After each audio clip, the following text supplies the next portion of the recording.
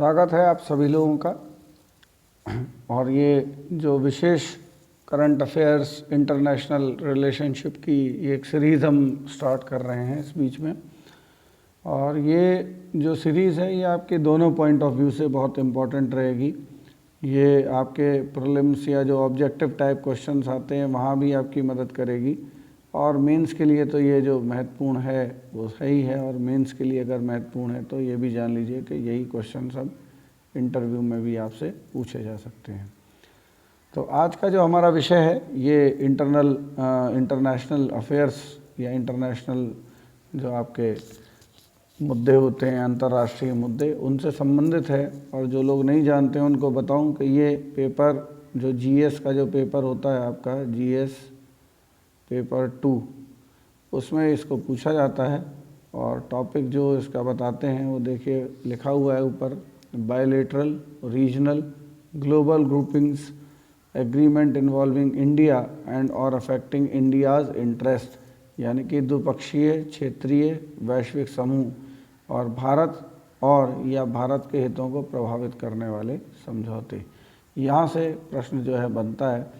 और हमारा जो विषय है इस बार वो बड़ा इम्पॉर्टेंट है, और इसको आप बहुत अच्छे से, जब मैं बता रहा हूँ तो आप इसको नोट करते जाइएगा। वैसे मैंने सब जगह हिंदी लिख दी है, उसके बाद भी आप इसको नोट करते जाइएगा।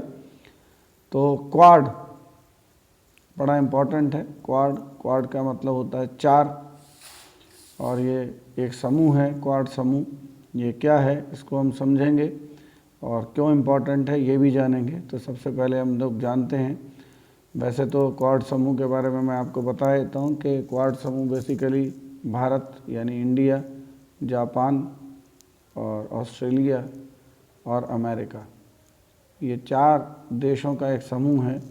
और इसकी जो शुरुआत में मैं आपको बता देता हूँ सारी कुछ बातें। और इसका जो महत्व है वो इस बात में निहित है कि जो चीन की जो बढ़ती हुई ताकत है, ऐसा माना जा रहा है कि चाइना की जो बढ़ती हुई ताकत है उसका ये जवाब हो सकता है। ठीक है, हो सकता है। ठीक है, अब आगे क्या होगा ये तो हम देखेंगे, लेकिन अभी परीक्षा के पॉइंट ऑफ व्यू से ये बड़ा इम्पॉर्टेंट है। तो इस तरह से एक बात और बन जाती है यहाँ पर कि यदि आपसे इंडिया और चाइना रिलेशनशिप की बात की जाए तो वहाँ भी एक कंटेंट के रूप में ये काम आ सकता है। और इस पर ऐसे या इंटरनेशनल रिलेशनशिप में ऐसे पूछा जा सकता है कि पूरे विश्व को चाइना की बढ़ती हुई शक्ति को लेकर के क्या स्टेप लेने चाहिए, इस तरीके का क्वेश्चन आप चाहे बन सकता है, ऐसे आ सकता है। तो इस पॉइंट ऑफ व्यू से आप इसको देखेंगे। तो देखिए इसका संदर्भ क्या है, किस संदर्भ में इसको कहा गया है। US deputy secretary of state Stephen Biegun has said that eventually the Quad groups of countries should come more formalized once the parameter of cooperation were understood। तो उन्होंने ये बात अपने संदर्भ में कही है। जो यूएस डेप्यूटी सेक्रेटरी हैं, डेप्यूटी सेक्रेटरी ऑफ स्टेट हैं, उन्होंने ये बात कही है कि क्वाड से जो समूह से जुड़े हुए जो देश हैं, जैसा मैंने आपको बताया, भारत, जापान, ऑस्ट्रेलिया और अमेरिका, इनको और औपचारिक होने की ज़रूरत है। एक बार जो सहयोग है, कॉपरेशन, उसके मानक पैरामीटर्स जो हैं, पैरामीटर्स तो आप हिंदी में भी लिख दोगे तो कोई दिक्कत नहीं होगी। और जो बातें मैं आपको बता रहा हूँ इसको आप हिंदी में कहीं नोट करते जाइए। तो इसको और औपचारिक बनाने की ज़रूरत है ताकि ये ठीक से काम कर सके। तो कहते हैं एक बार ये सब तय हो जाए तो कुछ बहुत महत्वपूर्ण जो बातें हैं वो मैं बताता हूँ इसके विषय में आपको। Despite renewed efforts, the Quad has faced criticism over its lack of formal structure। तो सबसे बड़ी बात क्या है कि जो क्वाड है अभी इसकी कुछ आलोचना हो रही है, और आलोचना इस बात की हो रही है कि इसके पास कोई औपचारिक ढांचा नहीं है। ठीक है, नोट करते जाइएगा, औपचारिक ढांचा नहीं है, जबकि एक अच्छी शक्ति बन सकता है, एक अच्छा अंतर्राष्ट्रीय समूह बन सकता है जो आगे जा कर के कई प्रकार से अपनी भूमिका निभा सकता है। जैसे आपने देखा कि जब ब्रिक्स बना था तो ब्रिक्स की अपनी तरीके की हुई और काफ़ी समय से महत्वपूर्ण बना रहा, और परीक्षा के दृष्टिकोण से तो बना ही रहा। तो इस संदर्भ में यदि आप देखोगे तो there have been calls for institutionalisation माने संस्थागतीकरण जो है इसका करना ज़रूरी है। A formal agreement to transform the group into formidable anti China bloc. Formidable ऐसे एक ऐसा ग्रुप बन जाए जो दुर्जय हो और एंटी चाइना के रूप में काम करे, क्योंकि इस समय चीन की शक्ति चूँकि बढ़ती जा रही है। तो मैंने इसको हिंदी में भी पूरी तरह से लिखा है। नए प्रयासों के बावजूद क्वाड को औपचारिक संरचना की कमी के कारण आलोचना का सामना करना पड़ रहा है। संस्थागतकरण के लिए आह्वान किया गया है, जिससे समूह को एक दुर्जय और चीन विरोधी ब्लॉक में बदला जा सके। ठीक है, चीन विरोधी, ठीक है, एंटी चाइना। तो ये मैंने शुरू में आपको क्लियर कर दिया था जब मैंने स्टार्ट किया था। तो मैंने अंग्रेज़ी में और साथ ही में उसका हिंदी अनुवाद भी काफ़ी हद तक किया है, और मैं जो बताऊं आपको पढ़ने के बाद वो आप नोट कर लीजिएगा साथ में। तो ये मीन्स के पॉइंट ऑफ व्यू से बता रहा हूँ इन सारी बातें मैं। Each member state has face the heat of China's increased aggression. देखिए सबसे बड़ी बात क्या है कि जितने भी समूह सदस्य हैं इसके, चाहे वो भारत रहा हो, चाहे वो जापान रहा हो, या वो ऑस्ट्रेलिया रहा हो, या अमेरिका रहा हो, ये इनके साथ कुछ ना कुछ चीन का जो आजकल ये जो बढ़ती हुई आक्रामकता है इसका सामना कर रहे हैं। तो देखिए प्रत्येक, अब यही चीज़ आपको लिखनी है बस, कि प्रत्येक सदस्य राज्य जो है क्वाड का, उसको कहीं ना कहीं बढ़ती हुई चीन की जो आक्रामकता है इसका सामना करना पड़ रहा है, पहला पॉइंट। इसलिए ये महत्वपूर्ण हो जाता है। ठीक है ना, क्वाड का महत्व यदि आपसे पूछा जाए, सिग्निफिकेंस ऑफ क्वाड, तो ये बहुत ज़रूरी है। आप किन किन दृष्टियों से देख सकते हैं? देखिए सबसे पहली बात देखिए, China has grown in might and influence and is keen to picking up fights. देखिए सबसे पहली बात, एक चीन की जो आदत है उसमें क्या हुआ, चीन का पराक्रम बढ़ा है। देखिए इस बीच में चीन काफ़ी ज़्यादा प्रभावशाली होता चला गया है, और उसकी जो क्षमताएं हैं वो बहुत ज़्यादा बढ़ती चली जा रही हैं समय के साथ साथ। तो यही कारण है कि वो लगातार कहीं ना कहीं झगड़े लेता रहता है। जैसे अभी आपने देखा हमारे साथ भी विवाद चलता रहा सरहद पर। तो ये इस तरीके के विवाद उसके सबके साथ में ही हैं, जैसे यहाँ पर भी उल्लेख किया है। After attempting to influence Australia's domestic policies, Australia की जो घरेलू नीतियाँ हैं, ध्यान रखिएगा घरेलू नीति, इनको जो प्रभावित करने के साथ साथ slap punitive tariffs on country, इसने जो है उसके ऊपर दंडात्मक शुल्क भी लगाने का प्रयास किया है। ये एक सबसे बड़ी बात है। तो ऑस्ट्रेलिया के साथ अभी हाल का जो पंगा है जिसको हम लोग कहेंगे वो ये है, और हिंदी में तो आपके सामने सब लिखा ही है। It is engaged in what has become a routine border confrontation with India। तो भारत के साथ भी आज से नहीं है, लगातार हम लोग देख रहे हैं और ये बढ़ता जा रहा है। तो जो सीमा टकराव है, देखिए हिंदी में जो है नियमित सीमा टकराव, इसको आप देखिए, इसमें ये बराबर चल रहा है। तो भारत के साथ तो ये समस्या है, जो मौजूदा समस्या हाल फिलहाल में, और बाकी और भी समस्याएं बनी रहती हैं। China has flared up territorial dispute with Japan with regards to Senkaku islands. और जापान के साथ क्या समस्या है, सेनकाकू आइलैंड्स जो हैं, सेनकाकू जो द्वीप हैं, उनको लेकर के क्षेत्र का जो विवाद है, डिस्प्यूट है, वो भी सामने है डिस्प्यूट। और फिर उसके बाद अमेरिका के साथ जो सबसे बड़ा जो दिक्कत है वो ट्रेड वॉर है, जो काफ़ी समय से चला आ रहा है, सुर्खियों में है बहुत समय से। तो देखिए चीन जापान के साथ सेनकाकू द्वीप के संबंध में क्षेत्रीय विवादों में पड़ा हुआ है लगातार, और संयुक्त राज्य अमेरिका के साथ पूरी तरह से व्यापार युद्ध यानी ट्रेड वार से जूझ रहा है। तो अब आप इस तरह से देखिए, चारों कंट्रीज़ जो है चाइना से कहीं ना कहीं से उसकी आक्रामकता के से प्रभावित हैं। तो इस वजह से ऐसा एक समूह होना बड़ा इम्पॉर्टेंट दिखाई दे रहा है। अब देखिए इंडिया का क्या स्टैंड है, what has been India stand on this, Bharat का क्या रुख है इसके ऊपर, ठीक है, ये भी पूछा जा सकता है और यहाँ आप इसको डिस्कस कर सकते हैं। While India has been historically hesitant over explicitly defining its anti-China associations, with recent border confrontation at Ladakh give us enough cause to reassess the profit and pitfalls of such formalization। देखिए, while India has been historically hesitant over explicitly defining anti-China association, Bharat ने anti China यानी चीन विरोधी जो समूह हैं इनके साथ एकदम से अपने रुख को जाहिर नहीं किया और इसमें थोड़ा सा हिचकता रहा है, जैसा हम लोग यहाँ देख रहे हैं कि जबकि भारत ऐतिहासिक रूप से अपने चीन विरोधी संघों को स्पष्ट रूप से परिभाषित करने में हिचकिचाता रहा है पहले से। लेकिन हाल में जो लद्दाख में हालिया जो सीमा टकराव हुआ है, तो इस सीमा टकराव के बाद में ऐसा ज़रूरी है कि इस तरीके की जो औपचारिकता क्वाड जैसे समूह में बन रही है, इसके लाभ और नुकसान को आश्वस्त करने के लिए पर्याप्त कारण देता है कि अब भारत को भी चीन के खिलाफ कोई इस तरीके का स्टेप उठाना चाहिए ताकि उसकी शक्ति को बैलेंस किया जा सके। तो व्हाट इज़ क्वाड ग्रुपिंग है क्या, वैसे तो मैं समझा चुका हूँ लेकिन फिर भी बता रहा हूँ। The quadrilateral security dialogue includes Japan, India, United States and Australia. तो ये 4 कंट्रीज़ हैं जिनका ये समूह बना हुआ है। देखिए, all for nation find a common ground of being the democratic Nations. तो सबसे पहली बात क्या है कि ये सभी जो है बड़ी डेमोक्रेटिक नेशंस हैं, तो एक कॉमन ग्राउंड इनके लिए इस तरीके का बनता है। इनके कॉमन इंटरेस्ट हैं of unhindered maritime trade and security. Unhindered बेरोक टोक हिंदी होगी, मैरीटाइम मतलब सामुद्रिक व्यापार और सुरक्षा, ध्यान रखिएगा, ठीक है। व्यापार लिख लीजिएगा कहीं, व्यापार, बेरोक टोक जो व्यापार है और सुरक्षा है, इन संदर्भों में इन देशों का एक साझा जो हित है वो बनता है।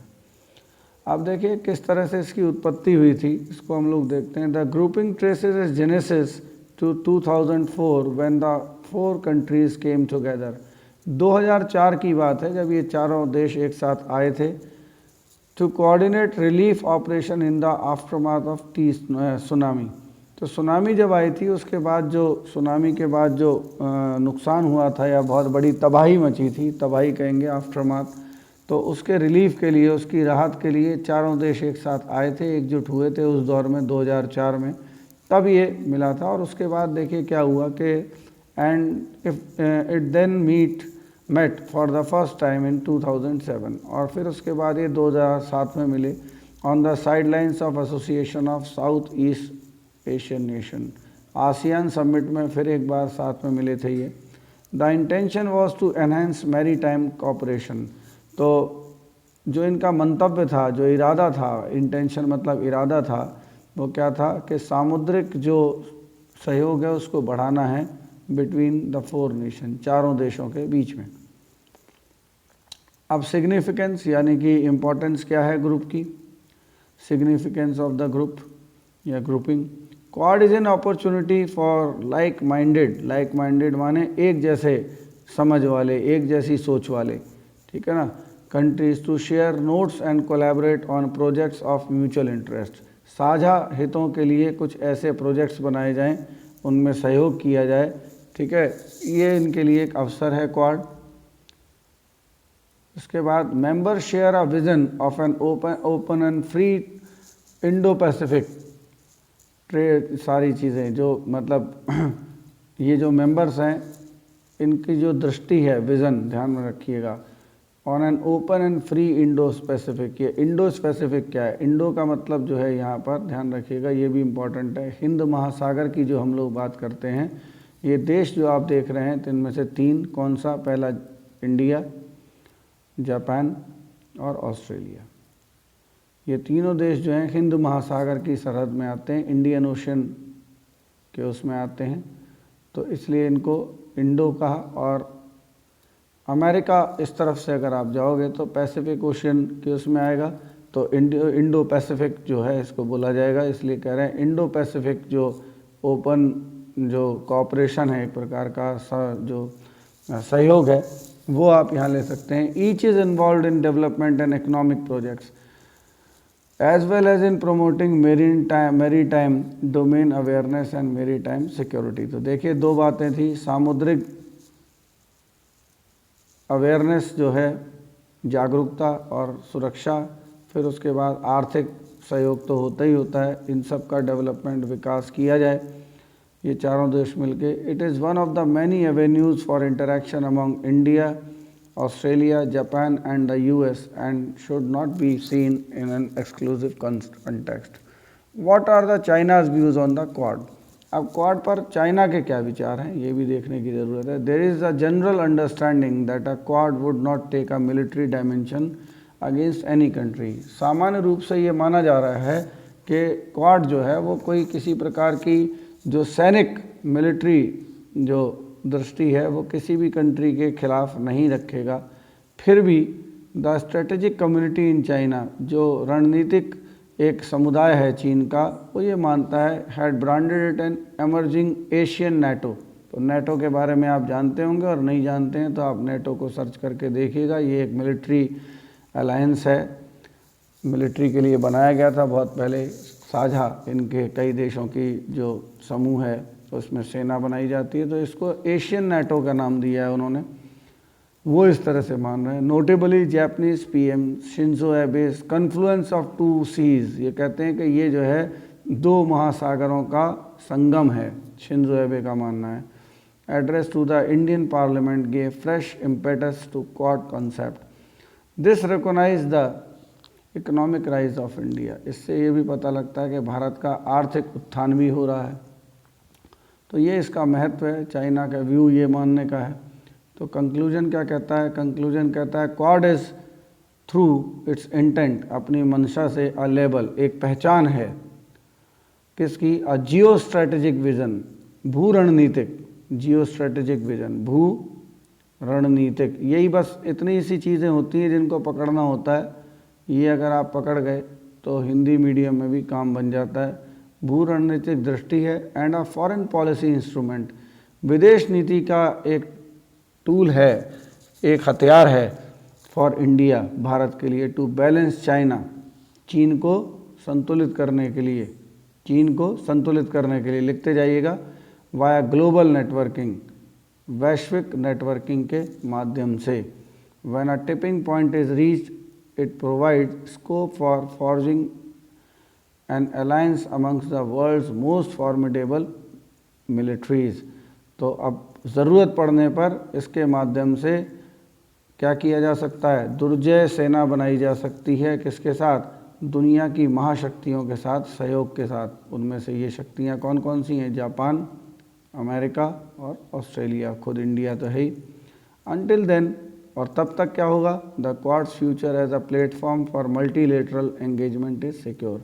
तो तब तक के लिए जो भविष्य है उसमें एक क्वाड जो है प्लेटफॉर्म के रूप में किसके? मल्टीलेटरल, बहुपक्षीय जो जुड़ाव है उसके लिए ये सुरक्षित है और इससे फ़ायदा हो सकता है चारों देशों को. उसके बाद देखिए समूहों की सबसे बड़ी बात यह है कि समूह तो बहुत सारे बनते हैं अंतर्राष्ट्रीय. ये बात अलग है कि वो देश उसको कितना स्ट्रॉन्ग करने के लिए, उसको कितना मजबूत करने के लिए तत्पर हैं. ये सबसे महत्वपूर्ण होता है जो इसमें कहीं नहीं दिया, लेकिन मैं आपको समझा रहा हूँ. जैसे अब एक आसियान है तो वो काफ़ी ज़्यादा शक्तिशाली है, ख़ासतौर से यदि इकोनॉमिक पॉइंट ऑफ व्यू से देखा जाए, आर्थिक दृष्टि से. वहीं सार्क जो है बहुत पहले बना था, लेकिन ये बिल्कुल फेल एक ग्रुप है. तो ये डिपेंड करता है कि वो जो कंट्रीज़ हैं आपस में किस लेवल पर कोऑपरेशन करती हैं, इसी आधार पर वो सब तय होता है. अब इसमें प्रश्न किस तरह से पूछा जा सकता है ये भी देख लेते हैं हम. देखिए प्रीलिम्स के पॉइंट ऑफ व्यू से क्वेश्चन जो यहाँ पूछा जा सकता है, क्वाड का कंपोजिशन पूछा जा सकता है. भाई कौन कौन सी कंट्रीज़ हैं इसमें, ये सबसे इम्पॉर्टेंट है.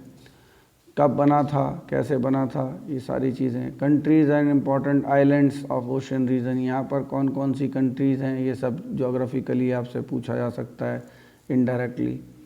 ठीक है. इंडो पैसिफिक रीजन के विषय में पूछा जा सकता है आपसे.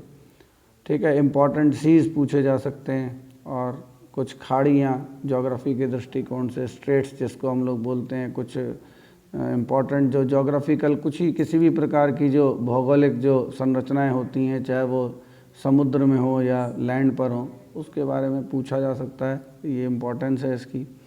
और मेंस के संदर्भ में यदि हम लोग देखें तो ये देखिए क्या पूछा जा सकता है. A formal revival and reinvigoration of the Quad is called for to maintain peace and tranquillity and to ensure observance of the UN law of the seas examine. ये एक क्वेश्चन यहाँ से बन सकता है.